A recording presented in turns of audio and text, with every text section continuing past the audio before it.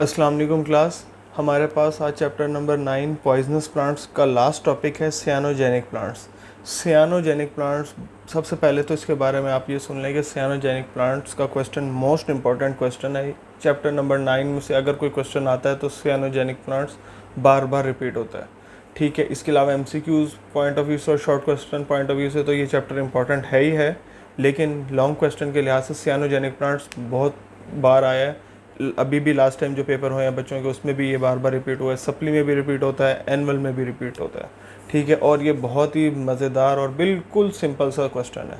सियानोजेनिक plants, आप नाम से जाहिर रख लें कि सियाना, इसमें सियाने प्लांट्स की बात हो रही है, यानी कि वो जो प्लांट्स हैं ना वो बड़े सियाने हैं। जैसे हम कहते हैं ना यार ये बड़ा सियाना आदमी है, इसी तरह जो सियानोजेनिक प्लांट्स हैं ना ये भी बड़े सियाने हैं। ठीक है, अब हम इसमें याद करते हैं। सबसे पहले हमारे पास है इसमें प्लांट नेम। प्लांट नेम क्या है? Manihot esculenta. आप इसको इस तरीके से याद रख लें, man hot esculenta, many money hot esculenta. ठीक हो गया। सियाना जो है इसलिए इसमें सबसे पहला लफ्ज़ क्या आ रहा है? मैन, आदमी का लफ्ज़ आ रहा है। ठीक है, आई हॉट यानी कि वो सियाना क्यों है? क्योंकि उसका थोड़ा सा मिजाज गर्म है, और किस वजह से? एस्यूलेंटा की वजह से। तो ये साथ के साथ ही याद हो जाएगा, यानी कि मैनी हॉट एस्यूलेंटा, ये इसका प्लांट नेम है। सेकंड नंबर पर है फैमिली। फैमिली है यूफोर्बिएसी। अच्छा, जो मैनी हॉट यानी कि जो बंदा है ना वो यूरोपियन कंट्रीज़ का है, तो इसलिए हम उसको इस तरीके से याद रखें क्योंकि सियाना बंदा है ना, सियाना बंदा यूरोप में रह रहा है, तो यूफोर्बिएसी, इसको हम इस तरीके से याद कर लेंगे, यूफोर्बिएसी। अब आ गया नेक्स्ट हेडिंग हमारे पास, हैबिटेट। हैबिटेट क्या होगी भाई?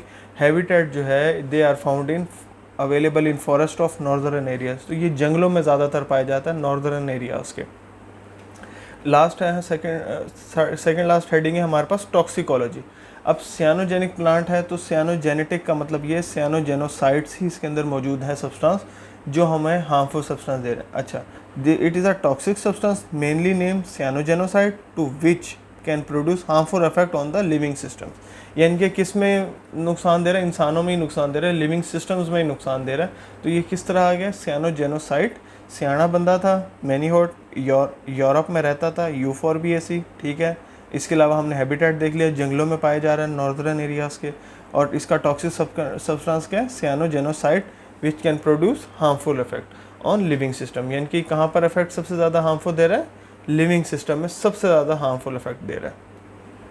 अच्छा जी, जो सियानोजेनिक प्लांट्स हैं उनके थोड़े से सिम्टम्स देख लेते हैं। सबसे पहले तो है कन्वल्जन।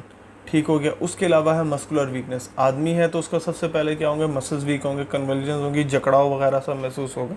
ठीक है, ये लीवर के इन्होंने स्पेलिंग गलत लिखे हैं, LIVER होता है लीवर, लीवर डैमेज हो सकता है। ठीक है, सियाना बंदा था, यूफोर्बिएसी यानी कि यूरोप में रहता था। ठीक है, जंगलों में गया, जंगलों में क्या था? नॉर्दर्न एरियाज़ में गया, फॉरेस्ट में गया, तो उससे क्या हुआ? उसके मसल्स में कन्वल्जेंस पैदा हो गई, मसल्स वीक हो गए। ठीक है, जड़ी बूटियाँ उसने खाई तो क्या हुआ? उसका लीवर डैमेज होना शुरू हो गया, और इसके साथ हम ये भी कह सकते हैं कि जब डेफिनेट सी बात है वॉमिटिंग भी स्टार्ट हो गई। तो ये था हमारे पास सबसे पहला प्लांट सियानोजेनेटिक में। सेकंड नंबर पर जो हमारे पास प्लांट है उसका नाम है प्रूनस अमेगडालिस। अच्छा जी, प्रूनस अमेगडालिस। अब ये थोड़ा सा यूनिक नेम है, प्रूनस अमेगडालिस। इसकी फैमिली है रोजिएसी, यानी कि ये कहाँ से पाया जा रहा है? रोजिएसी से। अब हम थोड़ा सा इसके हैबिटेट की तरफ देख लेते हैं। सेम एज इट इज़, ये भी नॉर्दर्न एरियाज में पाया जा रहा है। It is widely available in northern parts of Pakistan. ठीक हो गया। इसके अलावा अमेगडालन, अब यहाँ पे प्लांट नेम था अमेगडालिस। ठीक है, तो इसी तरह इसके अंदर जो टॉक्सिक सब्सटेंस है उसका क्या नाम है? अमेगडालिन। ठीक है, it contain a toxic chemical name amygdalin. ठीक है, अब हम इसमें थोड़ा सा बता सकते हैं भाई क्या हुआ अमेगडालिन में? वही कन्वल्जन्स हुई, वॉमिटिंग हो गई, लीवर डैमेज स्टार्ट हो गया, या फिर हेडेक वगैरह हो गया। तो इसमें हमारे पास ये दो प्लांट थे। ठीक हो गया। पहले नंबर पे हमारे पास सियानोजेनेटिक प्लांट था, दूसरे नंबर पर था ये प्रूनस अमेगडालिस था। उस जो सियानोजेनेटिक प्लांट था उसकी फैमिली कहाँ से थी? यूफोर्बिएसी से। ठीक है, इसके अलावा वो हमारे पास कहाँ पर पाया जा रहा था? हमारे पास फॉरेस्ट एरियाज़ में, नॉर्दर्न एरियाज़ में पाया जा रहा था। ठीक है, उसके अंदर एक सब्सटेंस था सियानोजेनेटिक जो हमारे पास लिविंग सिस्टम में डिजीज़ कॉज कर रहा था या टॉक्सिसिटी प्रोवाइड करता था। अब वही उसके सिम्टम्स थे, convulsions, muscular weakness, liver damage, same as it is. क्योंकि क्लास तो एक ही चल रही है, इसके सिम्टम्स भी सेम ही है, कन्वल्जन्स है, वॉमिटिंग है, लीवर डैमेज है, हेडेक। आप क्लास में से साइनोजेनेटिक प्लांट्स है तो उसकी एक के सिम्टम याद कर लेंगे तो ऑटोमेटिकली उसके अंदर जितने भी प्लांट्स आ रहे होंगे उन सब के सिम्टम्स सेम होंगे हमारे पास, ठीक है।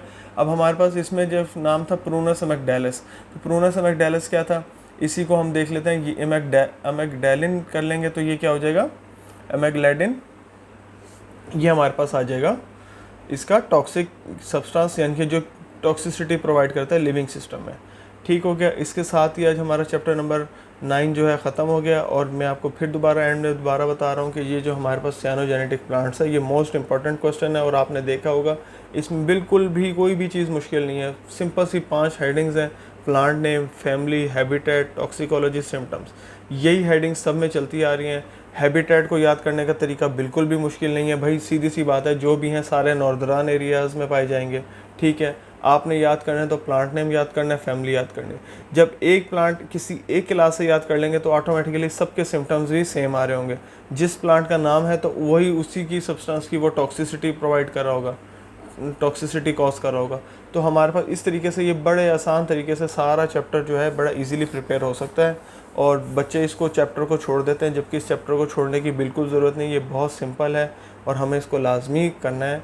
इसके अलावा मैं आपको इसके कुछ और नोट्स भी शेयर करूँगा इंशाल्लाह लाजमी, जिसमें हम देखेंगे कि ये चैप्टर 9 को हम किस तरीके से, ये अब आपको पेजेस पलटने में 8-9 सफ़े लगते हैं, तब आपके पास ये 1 से 1.5 सफ़े के अंदर ये पूरा चैप्टर कवर्ड हो जाएगा। लिखेंगे हम इसी तरीके से स्टेप बाय स्टेप हेडिंग को, इंशाल्लाह ताला ये बिल्कुल आपको ईजिली तैयार हो जाएगा। Thank you so much.